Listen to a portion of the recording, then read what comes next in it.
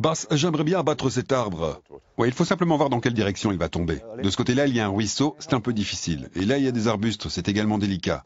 La meilleure direction me semble être de ce côté. Il faudra peut-être enlever ces deux arbustes. Dans ce cas, il faudra les retirer avec leur motte et les déplacer. Et il faudra aussi déterminer la hauteur de l'arbre afin de vérifier qu'il ne touche pas ce fil là-bas. Pour déterminer cette hauteur, on utilise deux baguettes de même longueur. Il suffit de les tenir comme ça l'une contre l'autre, puis de les placer sur le front. Tu te déplaces ensuite un petit peu, et la hauteur de l'arbre doit correspondre ici exactement. Le sol est ici, et le sommet de l'arbre est là-bas. Le sommet de l'arbre tombera à l'endroit où tu te trouves. Donc je vais faire comme ça. Jusqu'à ce que la partie inférieure et la partie supérieure soient aussi hautes que la baguette.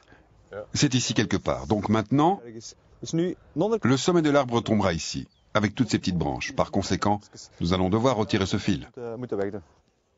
Dégagez le terrain et éliminez les obstacles aux alentours de l'endroit où l'arbre tombera. Bon, nous allons retirer cet arbuste. Environ 40 cm tout autour et bien profondément. Puis on prend bien toute la motte et on déplace l'arbuste. Ouais, ok.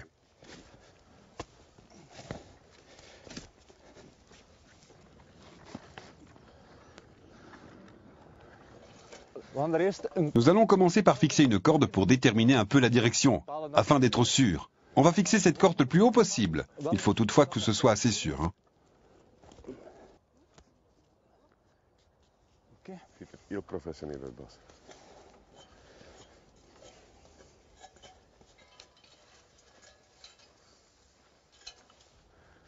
Avant de commencer à scier, il faut vérifier que l'arbre est sain. On peut voir ça en examinant l'écorce de l'arbre. Mais ça a l'air d'être un arbre en bonne santé. Si l'arbre est pourri de l'intérieur et que tu le scies, tu peux avoir des surprises, dans la mesure où il peut tomber plus vite que prévu. Maintenant, le sciage de l'arbre. Nous venons juste de déterminer la direction de chute. On va donc le faire tomber de ce côté.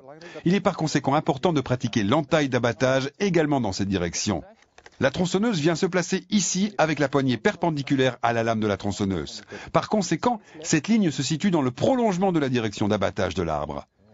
Ensuite, tu scies 20% de l'épaisseur de l'arbre. Voilà, tu peux scier, selon un angle de 45 à 60 degrés. Utilisez absolument le frein de chaîne de la tronçonneuse. Celui-ci empêche en effet que la chaîne ne tourne toute seule. Enclenchez donc le frein de chaîne dès que vous arrêtez de scier.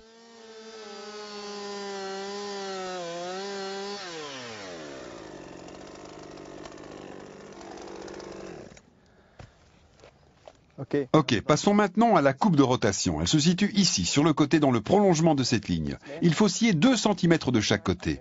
Elle fait en sorte que l'arbre ne reste pas en équilibre, qu'il ne se torde pas dans sa chute ou qu'une ouverture ne se produise pas sur le côté. Et c'est toujours 2 ou 3 cm. Eh bien, ça dépend un peu de l'épaisseur et du diamètre de l'arbre.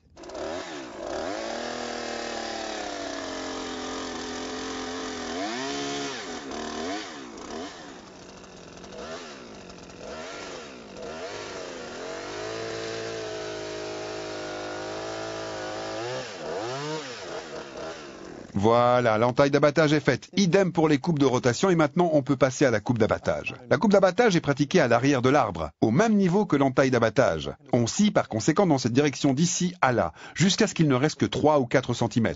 Il s'agit en fait de la charnière de l'arbre, pour que l'arbre bascule correctement autour de ce point dans la direction de l'entaille d'abattage. Et pourquoi 3 ou 4 cm? C'est en fonction de l'épaisseur de l'arbre? Ouais, il s'agit en fait de 10% du diamètre de l'arbre. Il est maintenant temps de poursuivre le sciage de l'arbre. Yann tire sur la corde pour déterminer la direction de chute de l'arbre et provoque celle-ci. Dès que l'arbre commence à tomber, mettez-vous sur le côté. Ne restez pas derrière l'arbre car le tronc pourrait avoir un effet de recul.